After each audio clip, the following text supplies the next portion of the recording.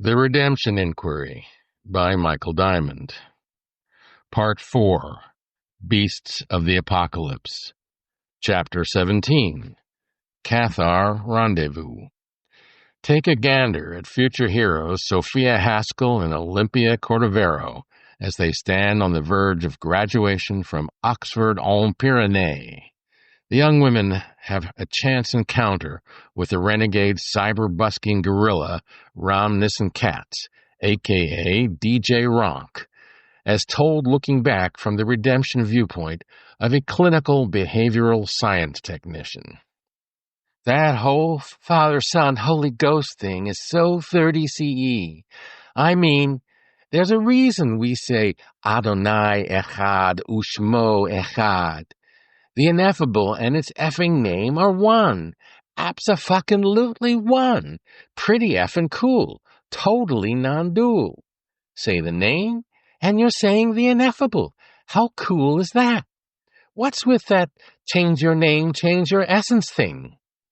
Sophia stares at O with feigned insouciance. Olympia, O's birth name, had from time to time attended Greek Orthodox church with her yaya, but she discovered Kabbalah at Oxford while preparing in Renaissance art history. She is strangely drawn to exotic spiritual arcana. Truth be told, she doesn't really know a lot about her family's actual religious beliefs.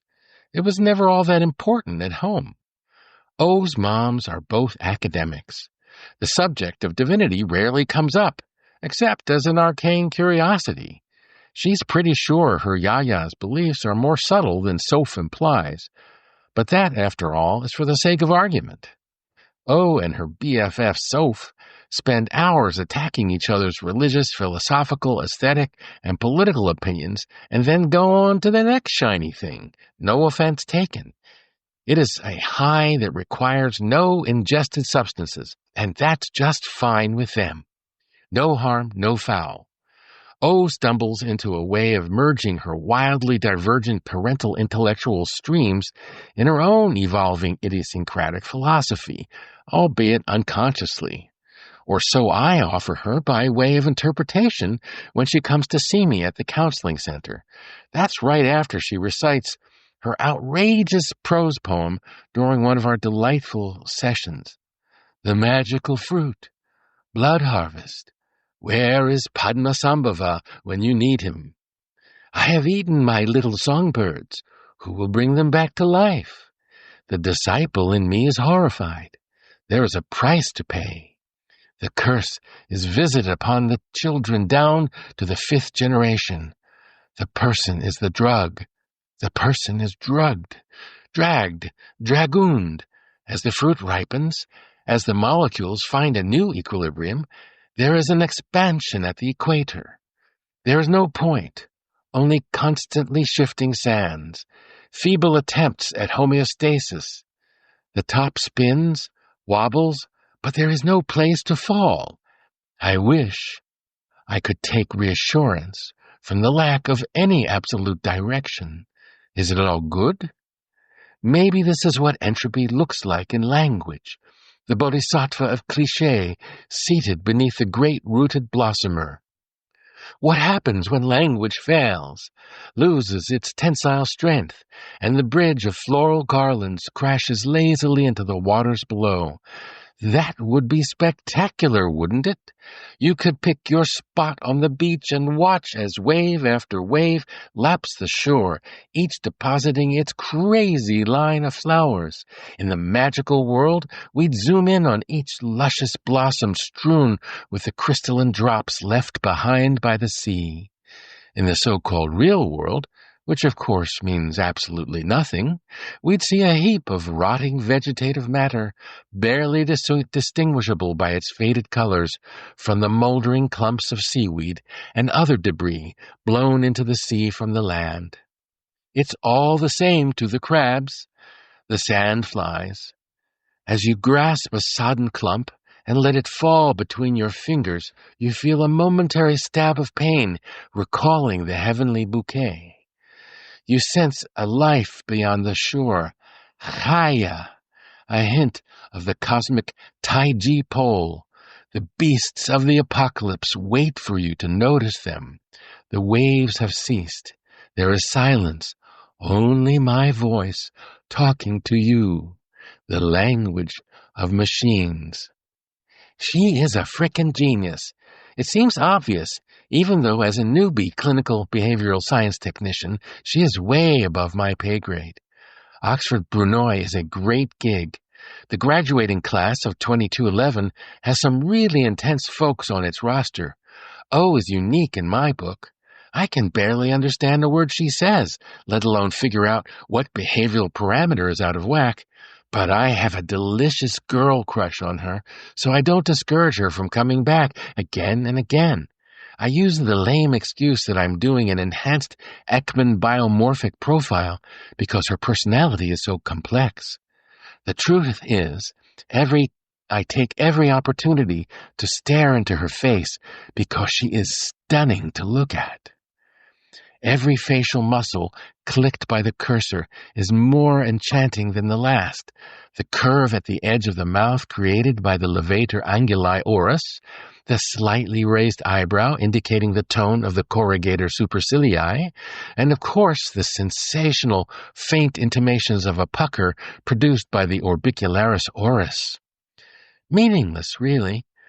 But each measurement gives me that much longer to gaze directly at her with impunity. I even ask her to use my lip gloss so I can, quote, examine the muscle movement more closely. I think she might be on to me. Maybe she's enjoying it too. Quite the little flirt. O's turmoil is of a more metaphysical nature, clearly beyond the scope of the CBS module. She explains to me that the whole lot of the Neoplatonists are Kabbalists in drag. She has done an analysis of Botticelli's Primavera as a progression down the Sephirotic tree of life. The logic is that Botticelli is a student of Ficino, and Ficino is a crypto-Kabbalist, QED, I guess. Honestly, I don't even try to follow her arguments. I love the lilt of her voice and the pouty seriousness of her face. There is a lot of arm-waving, footnoting, and filling in of blanks, as well as a feminist twist on wisdom, personified as the girl BFF of the creator, way before creation actually happened. At the time, O was quite excited by the stacking of all sorts of seemingly unrelated ideas, and even gets a few of her friends to read her favorite antiquarian discovery, Edgar Vint's Pagan Mysteries in the Renaissance.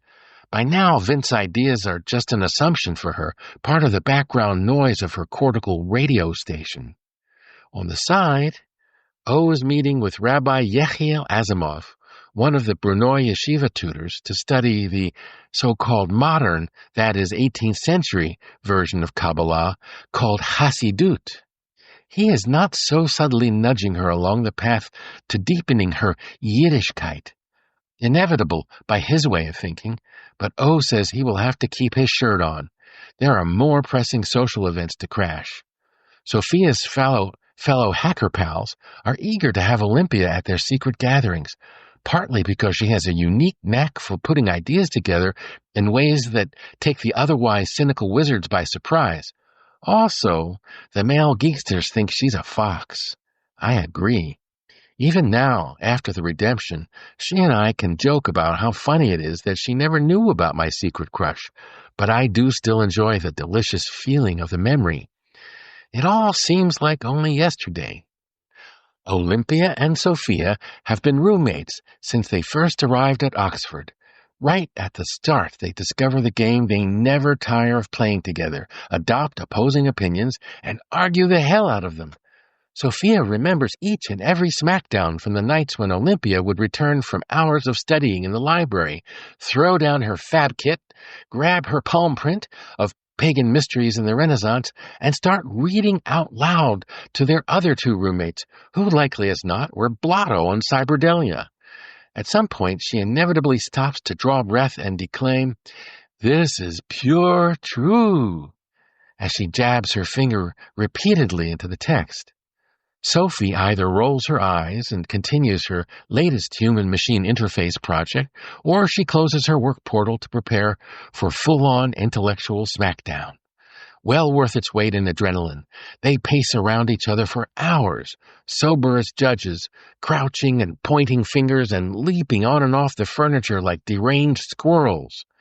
Soph's diatribes burst out in full paragraphs, blistering O with a barrage of details. O's salvos are more poetic, her metaphors reaching right down to the core of Soph's argument and cutting its heart out. Their cyberstoner roommates are totally blown away, try to silently blend in with the cheap upholstery on the couch. Soph and O need no cyber enhancement for their metaphysical kicks. Soph takes perverse delight in goofing on their slacker roomies, as when she tantalized them with an ersatz cyberdelic offering. She barely suppresses a smirk as she delivers her light-speed patter. "This is your first recipe. Holographic chocolate cake is popular among the young. I stumbled upon it quite by accident in my early years when I was seized by a sudden overwhelming hunger one night. The first step traditionally requires the burning and inhalation of pungent vegetative matter. For the more mature cook, it suffices to hum a single syllable and with eyes closed while focusing on the nature of delight. For the next step, you will need high-powered introspective lenses and fine-pointed tweezers. Please see the technique section for how to best execute the world without end preparation. It is absolutely essential that you not do this alone. It suffices to have the assistance of one other accomplished chef, but I have found that groups of 6 to 10 devoted ones make light the work. Preparation of an actual chocolate cake is optional. The next step is the most crucial." The two stoners fall over themselves trying to take notes. They're dying of cyber munchies. They groan piteously as she leaves them hanging mid-sentence, starving for something that doesn't exist. O is a pure heart, a lev tahor, Olympia's birth mom says. Professor Corazon is a full-blooded Hebrew-speaking descendant of Moshe Cordovero, the 16th century Kabbalist predecessor, as well as ardent devotee of Isaac Luria, a.k.a. the Ari. Professor Corazon is a colleague of Sophia's father, Professor Haskell, in the Department of Philology. Melissa Corazon focuses on Hebrew, Aramaic, and Ugaritic texts rather than the Latin and Greek, which he leaves Nathan Haskell to dissect. They both curate a palette of interests in the philosophy and religions of antiquity, magically illuminated over a couple of pints at the Lion now and then. By the time Sophia and Olympia matriculated at Oxford, the campus had long since been disassembled and reconstructed out of the ruins of Château de la Tour, a complex of 4 Cathar castles in the Pyrenees.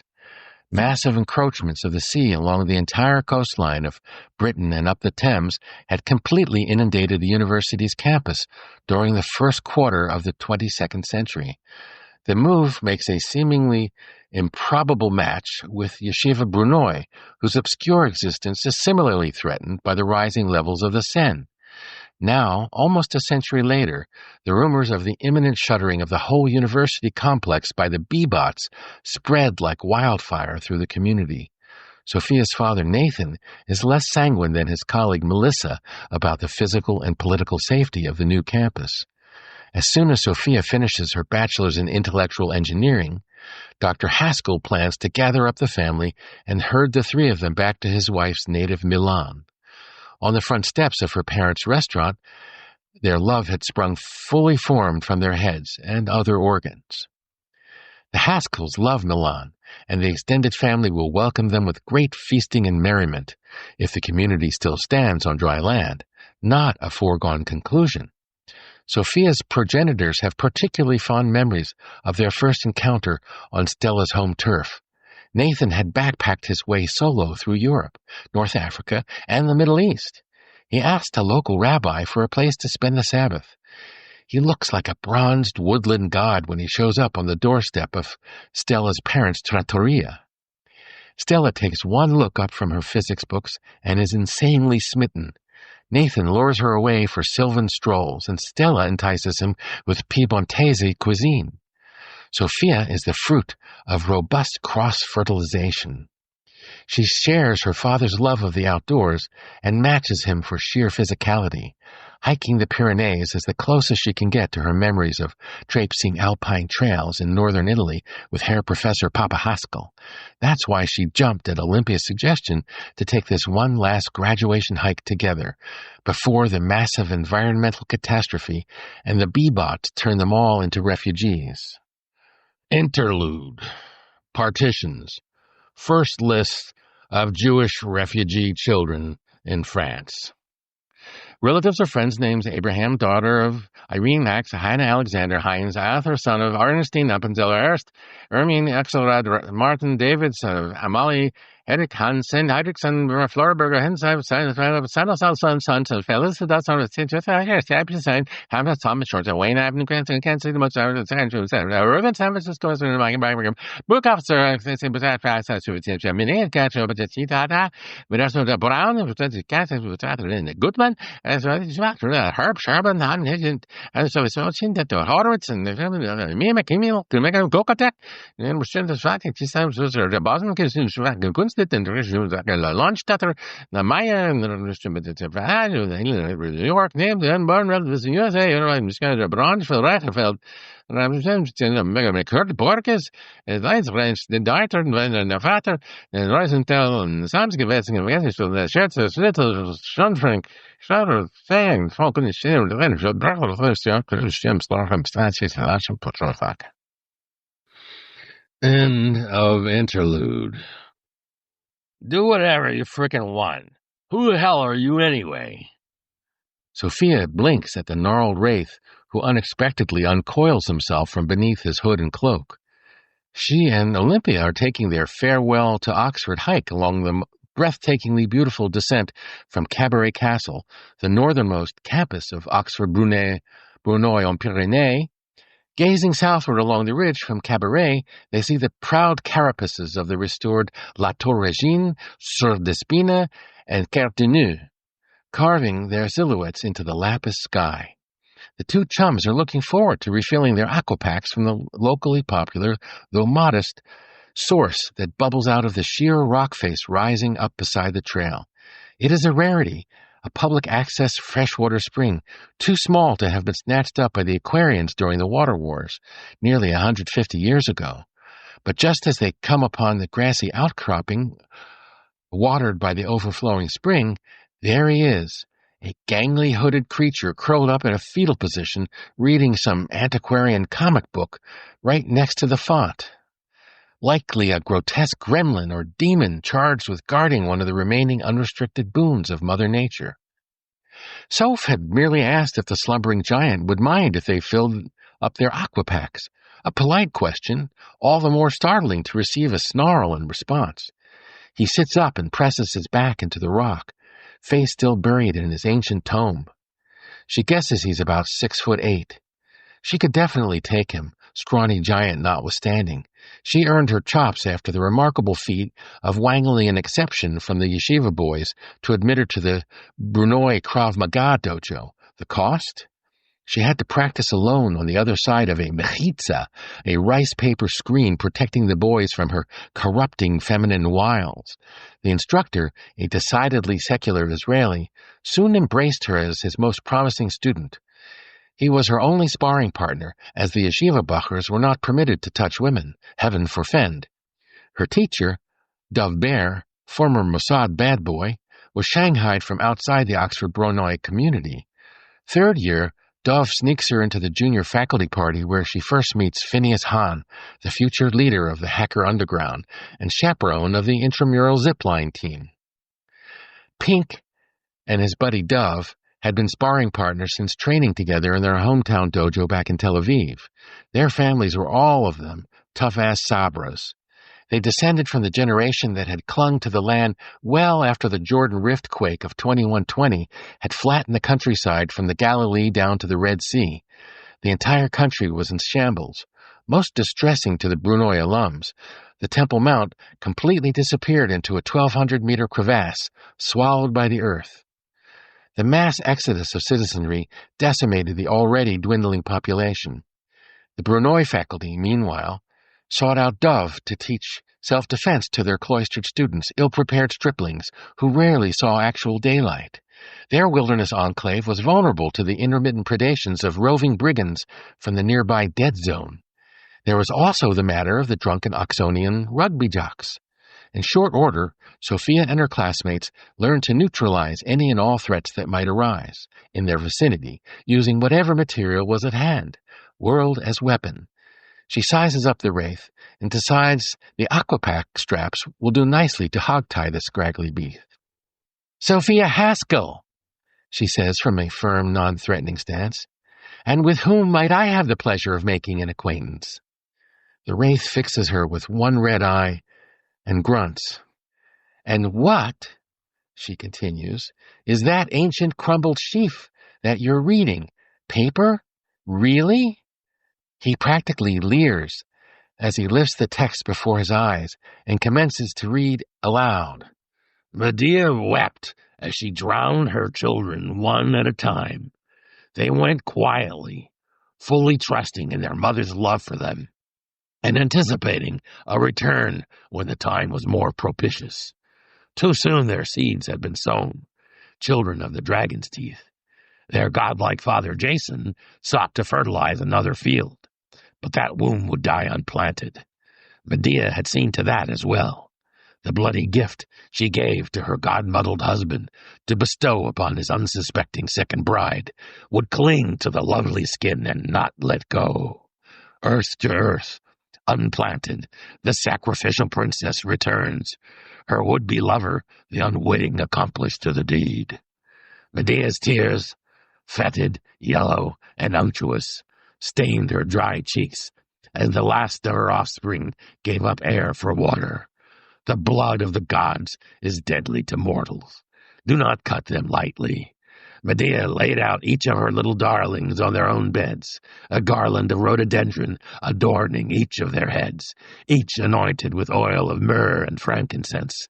Ghastly, their eyes remain open, staring in accusation at their wayward father upon his return. God damn that witch! Jason could not get the image out of his mind. The beautiful Corinthian princess ripping off hunks of her own flesh in a desperate attempt to remove the sting of the dragon lady's gift. Jason hated that part of the story.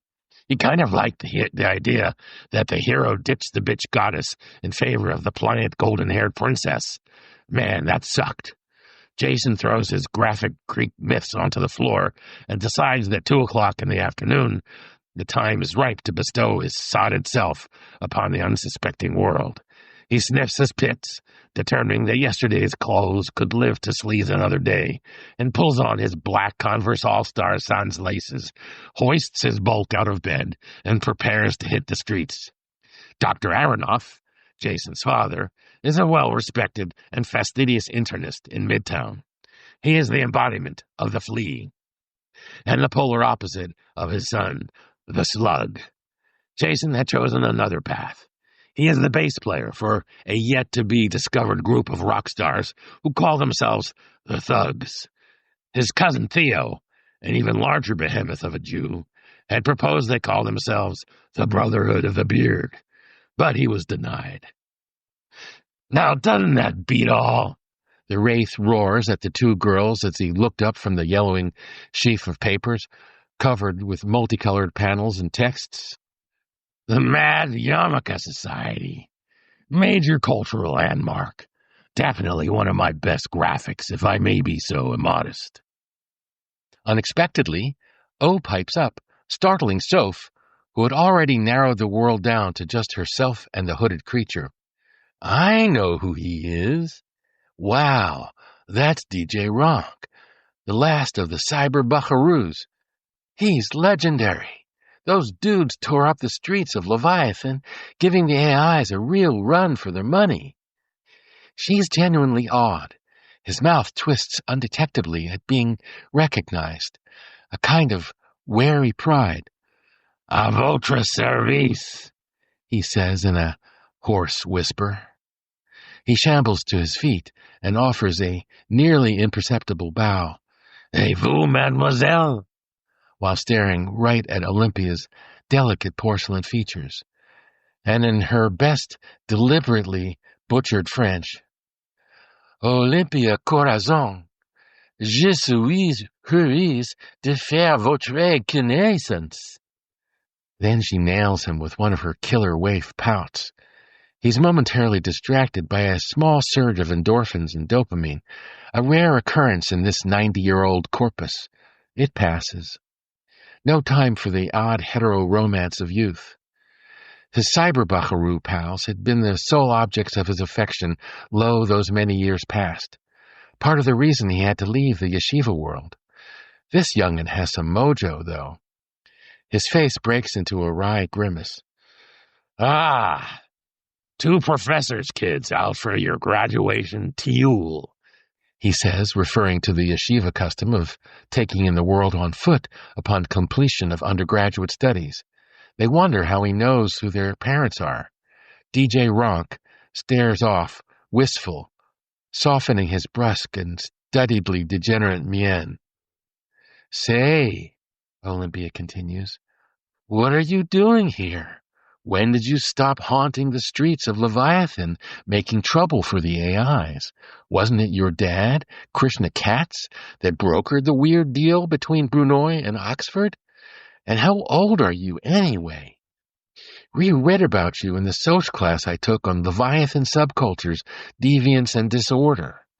Man, the archives are full of wild-ass stories about you guys. I love some of your tunes. Seth Erotic Blues and Blue Moses What's Happening Now. Way Cybe. Your 2 bands, The Lost Messiahs and Blue Sabbath Cult, both really zugged. Then it all went dark about a couple of decades ago. Not a trace. No stories, no retirement party, not even a bebop makeover. What happened? He nearly grins at that one, perversely enjoying the flashback to infamy. The ancient wraith adopts the hunched-over thinker's pose, pulling down his facial muscles with the thumb and forefinger of his left hand to fend off an impending smile. He shuffles his feet and clears his throat. Yeah, that was the last lifetime. Got all my buddies locked up in the Huskow. The sharp flicker of grief crosses DJRoNK's face. He replasters his racontorial deadpan and continues. Interlude condensates. I pray there will be no all-out war of annihilation. We don't need to go there anymore. We should be smarter than that by now. Disease and starvation take enough of us off the planet. Murder is a brutal form of population control. Derek has a killer instinct, cultivated in him while growing up on the streets of Harlem. Time takes its toll on all of us, one cell at a time, one word at a time. Deleted. The engine of life can always be heard humming in the background. Make more, don't die. Make more, don't die. Make more, don't die. It is a profoundly amoral principle. Derek sees it in action every day. It is the law of the land. You cut me, I cut you. Twice. You have to be bad to survive, especially if your mom is a Jewish chick from the Bronx. Even his dad is an outsider, an Ethiopian Jew. Double disenfranchisement. At its core, Derek is a gentle giant. His heart bleeds at the sight of what poverty and desperation have done to the hood. His parents tried to shelter him. A couple of flower children in love beads. They take turns finishing their schooling at night. Derek knows it was on account of him that they left CCNY and moved into the cheapest neighborhood they could find. They raised him on love, beauty, and understanding. Nothing wrong with that. But when he walks out his front door, he is slammed in the chest by the suffering of the world. Summers they send him to a camp in an ashram in upstate New York. The Swamis fall in love with the tall, black-skinned Jewish kid from the city. To the smaller children, he is the Pied Piper. Derek loves his summers in the Catskills and becomes a camp counselor when he ages out. But he always feels a twinge of guilt to think about how most of his classmates from the hood spend their summers on the hot streets of the city. The last year of high school, Derek discovers Aikido. It's perfect. A nonviolent, kick-ass martial art. There is one dojo in all of Manhattan, and, as luck would have it, it is only a few blocks away from where he works after school in the West Village. Uncle Morty runs a radical publishing house out of a brownstone in the village. Stoned tabloid press. Derek is a quick study, and soon has the A.B. Dick machine down cold. One evening after a day's work, ambling toward the subway after the print job is put to bed, he spots the wood carvings at the entrance to the alleyway. He cannot resist the mystique, the exotic beauty. As he ducks under the arch, he notices a trellis, densely covered with iridescent morning glories, tumbling out of planters on the window ledges above, petals closed in the modest light of evening. Derek is determined to come back in full daylight to see them open. He sees that the alley is paved with flagstones of different sizes, arranged in an irregular pattern, their interstices filled with luxuriant green moss. At the end of the alley is a low brick wall, barely taller than Derek, capped with a row of terracotta tile. Set into it is a squat oaken door under a Romanesque arch, 3 slits for windows, descending stepwise from left to right across the door. Over the door, an arch of red sandstone tiles declares in Art Nouveau lettering, Chelsea Akikai Society. Later that night, Derek grabs the yellow pages and looks up the phone number. He senses magic behind the door at the end of the flagstone alley. He imagines a secret society of superheroes or spies. He determines to call them after school tomorrow and find out how to join their occult organization. From Katz RN, the Mad Yarmulke Society. End of interlude. We did have our times. Seems like yesterday. Right after I graduated from this here yeshiva, we jumped right in. One of the first classes to graduate from the Pyrenees campus, class of 42. But you know, the fella's got to grow up eventually, and I surely do have a bit of age on me by now. Just trying to lay low and blend in for a bit, until the next insurrection. All that public performance gets old after a while. Too much energy wasted on pissing off the machines. That's all behind me now. But you young'uns have your whole lives ahead of you to change the world and all. He lets out a long and poignant sigh. The pent-up Weltschmerz threatens to blast through his well-practiced cynicism, but he manages to plow forward without skipping a beat. Sorry if I was a bit ornery when you first came up. Just catching up on my reading when I dozed off and was startled awake. You gals have been so sweet. I'd like to leave you with a little something my Abba recited to us when we got to be teenagers, and life seemed suddenly so damn busy. Listen, it's pretty good. With that, DJRoNK launches into a pretty good imitation of his father, Krishna Katz. May your thoughts persist long enough to deliver their packet of energy, and not a moment more. May you satiate yourself with your feelings for as long as you need to wrap yourself in that luxurious cloak. May the work of your hands stand in this world visible to all who pass by, so that all who can make use of your work will grasp it in their hands. And when the usefulness of the work is done, may it vanish from the face of existence.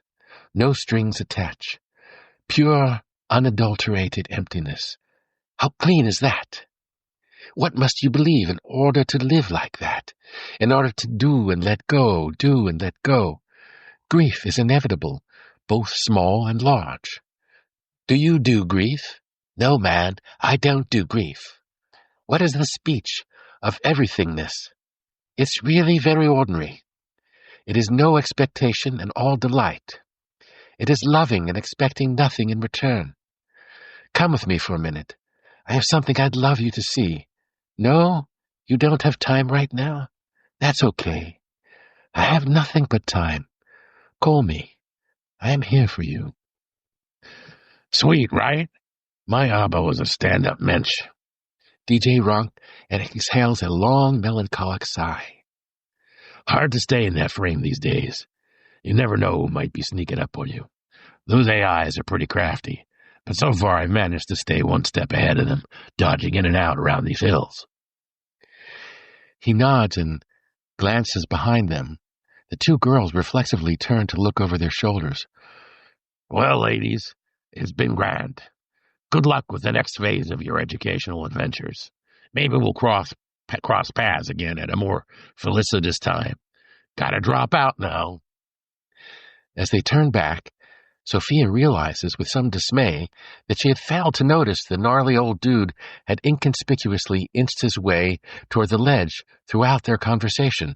Suddenly, he plummets from sight.